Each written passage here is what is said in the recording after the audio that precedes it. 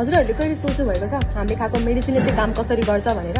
Like त्यो मेडिसिनलाई कसरी थाहा हुन्छ कि यो मान्छेको त टाउको दुखेको छ अब म टाउकोमा गएर काम गर्छु भनेर? साँच्चै भन्नुपर्दा मेडिसिनलाई थाहै हुँदैन कहाँ गएर काम गर्ने हो भनेर। यसरी हेरौँ है, हाम्रो बडी धेरै सेल्सहरू मिलेर बनेको छ। त्यो सेल्सहरूमा डिफ्रेन्ट टाइप्स अफ रिसेप्टर्सहरू हुन्छ। अब हामीले मेडिसिन खान्छौँ, मेडिसिन हाम्रो बडीमा एब्जर्ब हुन्छ र त्यो मेडिसिनलाई हाम्रो ब्लडले डिफ्रेन्ट पार्ट्समा पुर्याउँछ। इन्ट्रेस्टिङ कुरा के हो भने त्यो ड्रग मोलिक्युलको हाई स्ट्यान्डर्ड हुन्छ, त्यो जहाँ पाए त्यही गरेर कामै गर्दैन। त्यसलाई एउटा सुइटेबल रिसेप्टर चाहिन्छ। यसलाई यसरी हेरौँ, रिसेप्टर भनेको एउटा तालचा हो र ड्रग मोलिक्युल भनेको चाबी।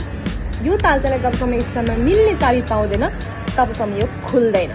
त्यस्तै जब यो रिसेप्टरले यससँग सुइटेबल स्ट्रक्चर भएको ड्रग मोलिक्युल पाउँछ तब रिसेप्टर र ड्रगको बाइन्डिङ हुन्छ अनि सुरु हुन्छ हामीले खाएको औषधिको असर सुरु। बाइन्ड भइसकेपछि कसरी काम गर्छ भन्ने कुरा चाहिँ म अर्को भिडियोमा भन्नेछु।